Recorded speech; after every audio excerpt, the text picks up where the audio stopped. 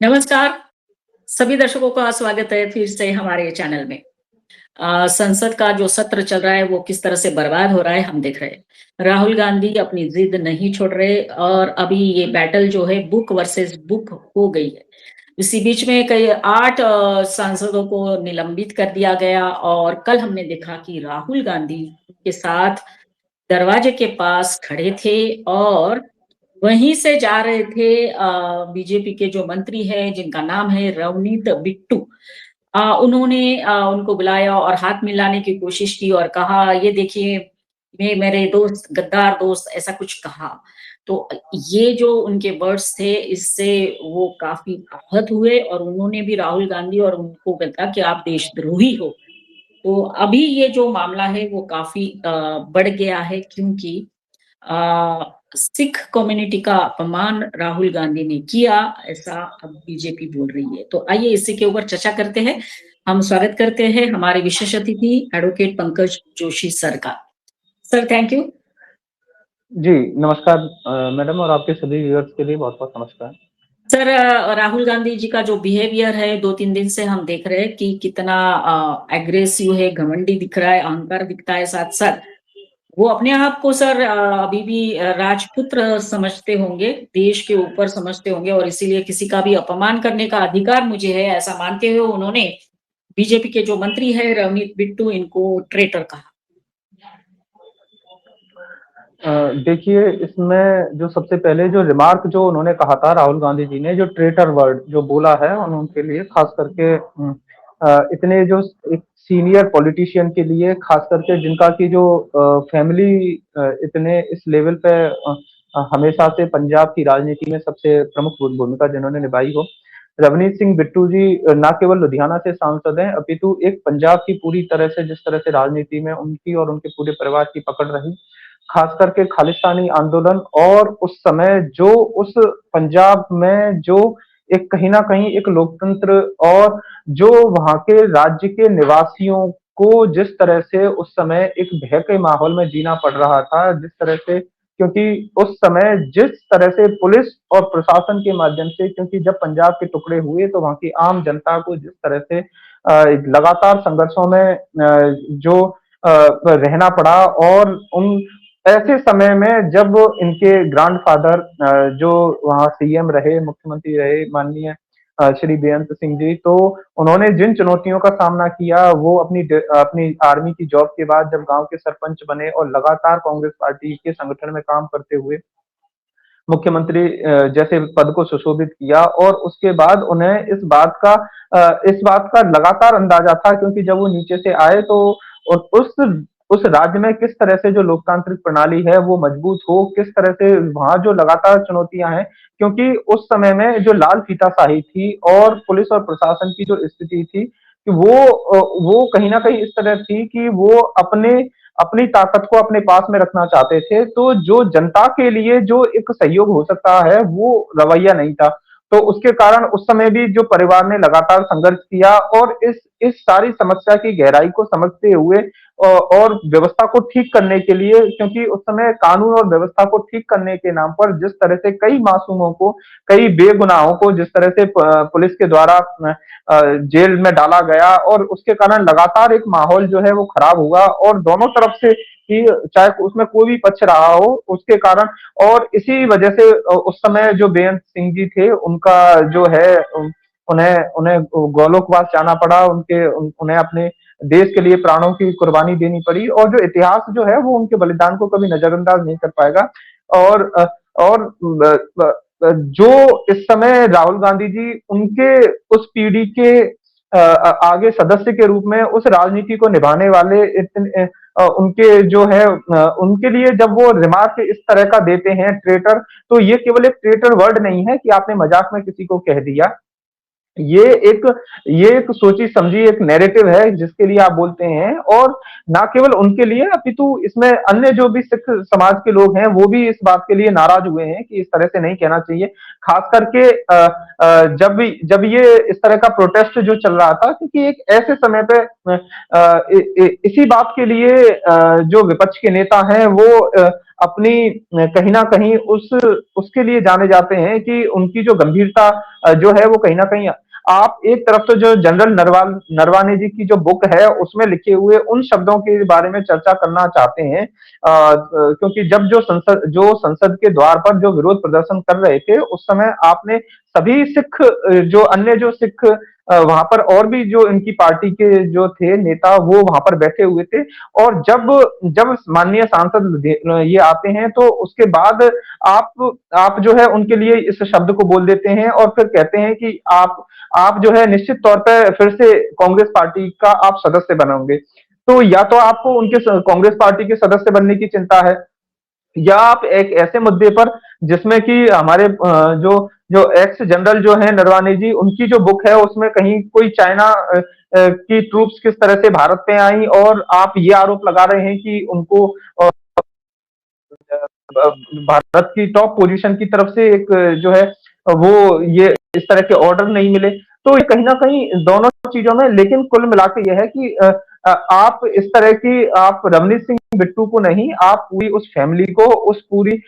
एक आप देखिए जब एक किसी पार्टी का कहीं कोई आप कोई मंत्री होता है या ऐसी टॉप पोजीशन पूरे उस राज्य की उसको प्रभावित करता है और खास करके पंजाब जैसे क्षेत्र में जो कि इस तरह से लगातार एक हिंसा के दौर से गुजरा तो आप उस पार्टी से जुड़े जिस भी व्यक्ति को जिसका इस तरह से एक लगातार एक वहां के उसमें रहा हो उसको आप इस तरह के वर्ड बोल सकते हैं तो ये कहीं ना कहीं उनकी मैं तो कहूंगा कि वो बिल्कुल राजनीतिक रूप से बिल्कुल इमेच्योर हैं गंभीरता कहीं भी नहीं है और आप ना केवल उनको अपितु पूरे सिख समुदाय को टारगेट करते हुए क्योंकि जो मीडिया में जो आ रहे हैं वो हरदीप सिंह जी पुरी जो भारतीय जनता पार्टी के वरिष्ठ नेता हैं उनका भी इस तरह से मीडिया में बयान आया है कि ये बड़ा ही गलत है और इस तरह से हम इस बात को हल्के में नहीं लेंगे तो ये चीजें जो है निश्चित तौर पे एस्केलेट होंगी और आगे दोनों कांग्रेस और भारतीय जनता पार्टी के संबंध भी इससे खराब होंगे और निश्चित तौर पे इस तरह की मुद्दों को जो कंट्रोवर्सी ये निश्चित तौर पे और आगे ही बढ़ेगी। Yes sir. तो जैसे उन्होंने कहा है कि ट्रेटर वर्ड यूज किया है और फिर सर बीजेपी ने तो पूरा फिर इतिहास में से सब निकाला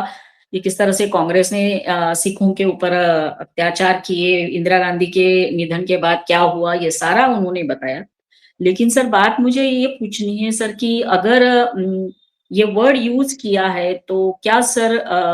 इसके बारे में कानूनी कार्रवाई भी हो सकती है अगर ये रवनीत सिंह बिट्टू जी चाहे तो? देखिए ये तो बिट्टू जी और जो भी वरिष्ठ लोग हैं ये तो वो तय करेंगे क्या है क्योंकि इसमें चीजें जब बढ़ते बढ़ते क्योंकि बिट्टू जी ने भी इस बात के लिए जो 1984 के जो एंटी सिख राइट को कह चुके हैं कि कांग्रेस पार्टी और उसके लोगों ने जो एट्रोसिटीज जो की हैं सिखों के ऊपर तो उन्होंने उन चीजों को याद दिलाते हुए उन्होंने इस बात को कहा तो तो वो ये कहते हैं कि ये दे आर वो सोचते हैं कि बड़े देशभक्त हैं जबकि उन्होंने तो इस तरह के किए हैं लाखों जो सिखों को मारा है उनको उनकी किलिंग की है तो ये सारी चीजें जो है वो बिट्टू जी ने कही और जो केंद्रीय मंत्री हैं हरदीप सिंह पुरी जी उन्होंने भी निश्चित तौर पर इसी बात को कहा कि जो उन जब जो सरदार बेअंत सिंह जी की जो एसिनेशन हुआ वो कहीं ना कहीं कांग्रेस पार्टी के जो ढुलमुल रवैया जो रहता था जिसके कारण के जिस पंजाब की ये स्थिति हुई तो इसके कारण और ये सिख समुदाय के लिए बिल्कुल सेंसिटिव इशू है कि कोई क्योंकि सिख समुदाय ने कभी भी देश के साथ गद्दारी नहीं की और वो हमेशा लगातार तो देश ये के जो लिए बातें मरे। हैं हाँ, देश के लिए मरे और पूरी तरह से और सिख समुदाय ने जिस तरह से हिंदू समुदाय की सुरक्षा की और जिस तरह से दूसरे देशों से आने वाले उन उन लोगों के साथ जिस तरह से पहली एक चुनौती के रूप में लगातार लड़ी संघर्ष किया तो आप कहीं ना कहीं उसे जिस तरह से एक राजनीतिक मोड़ दे रहे हैं ये निश्चित तौर पर अनएक्सेप्टेबल है और इसके कारण जो है कहीं ना कहीं अपोलॉजी जो है वो राहुल गांधी जी को मांगनी चाहिए। राहुल गांधी तो सर क्या माफी मांगे, उन्होंने तो सुप्रीम कोर्ट में जब कुछ जाता है और तो सुप्रीम कोर्ट बताता है तब जाके वो माफी मांगते हैं। वैसे तो ओपनली कभी हमने उनको माफी मांगते हुए कभी देखा नहीं है सर, कितनी बार हमने देखा है। सर अभी और एक सवाल है सर कि क्या राहुल गांधी बुक का जो विवाद है, या मतलब बुक वर्सेस बुक बैटल हो गई है, क्योंकि निशिकांत दुबे भी काफी सारे बुक्स का रेफरेंस लेकर आए थे, तो और उसके बाद अभी राहुल गांधी जी ने जो बोला नवनीत बिट्टू जी के लिए, तो सर क्या राहुल गांधी अपने ही जाल में फंस गए? देखिए, जब आप लगातार 3-4 मुद्दों को एक साथ जोड़ देंगे और उसकी कहीं भी उसकी गंभीरता को भी नहीं समझेंगे, क्योंकि अभी राहुल गांधी जी को नहीं पता है कि एक ब्लॉक का अध्यक्ष बनने के बाद भी किस तरह से कितने लोगों को सेटिस्फाई करना पड़ता है और आगे चल के उन 10 लोगों को जोड़ना कितना कठिन होता है। आपको चूंकि परिवार की राजनीति करते हुए लगातार आप इतने शीर्ष पद पर बैठे हैं, तो उस गंभीरता को वो नहीं समझ पा रहे हैं कि आपको क्या एक झटके में आपको आपके परिवार की वजह से मिला है। तो अगर आप उन चुनौतियों का सामना नहीं कर सकते हैं, तो कम से कम आप किसी वरिष्ठ या किसी गंभीर प्रवृत्ति के या ऐसे व्यक्ति को चुन सकते हैं संगठन संगठन में, जो कम से कम कांग्रेस पार्टी को मजबूती दे, बजाय इन सारी इस तरह की बातें जो मीडिया में आती हैं। इन सभी से ना केवल राजनीतिक हृदय जो है वो दुखी होता है कि इस तरह की जो एक लो लेवल की जब राजनीति की बात चलती है, क्योंकि आज इस एआई के दौर में, आज इस आईटी एरा के दौर में भी इस तरह की जब चीजें चलती रहेंगी, राजनीति का स्तर इतना लो रहेगा, तो कैसे भारत देश आगे आगे हांगकांग या साउथ कोरिया या जापान या यूएसए के उस डेवलपमेंट को कैसे कैसे आगे बढ़ाएगा, जब आप केवल इन्हीं सारे मुद्दों पर चलते रहेंगे। जो माननीय मोदी जी कहते हैं कि हमें अपनी सांस्कृतिक विरासत को रखते हुए, क्योंकि उसके अंतर्गत ही ये सारी बातें सभ्यता की आती हैं, कि हम एक दूसरे के ऊपर इस लो लेवल की टीका टिप्पणी ना करें, जिससे कि हम एक दूसरे का चरित्र हनन कर दें। हमें विकसित भारत की तरफ बढ़ना है, लेकिन अपने सांस्कृतिक मूल्यों का आधार बनाते हुए आगे बढ़ना है। ये जो एक दूसरे के लिए टिप्पणी है कि आपने किसी को गद्दार कह दिया, या आपने उसके उसके परिवार के लिए बोल दिया, या आपको ये चिंता है कि वो वापस कांग्रेस में आ जाए, तो इस तरह की बातें ना हो। आप मेहनत करिए। अगर आपकी पार्टी और आप में इस तरह से होगा, तो जनता आपको समर्थन देगी, जनता आपको सरकार में बनाएगी। आज माननीय प्रधानमंत्री मोदी जी ने मेहनत की है, माननीय मुख्यमंत्री योगी जी ने मेहनत की है और जनता को विश्वास में लिया है, तो जनता ने उन्हें उस पद पर पहुंचाया है। तो आप केवल इस तरह से किसी के लिए वो मत करिए कि आप आ जाइए हमारी पार्टी में, आ जाइए। आप मेहनत करिए, आप जनता को विश्वास में लीजिए। अगर आपकी चीजें अच्छी लगेंगी तो जनता आपको आगे देगी, अन्यथा जिस तरह से कांग्रेस पार्टी का जो वोट बैंक और लगातार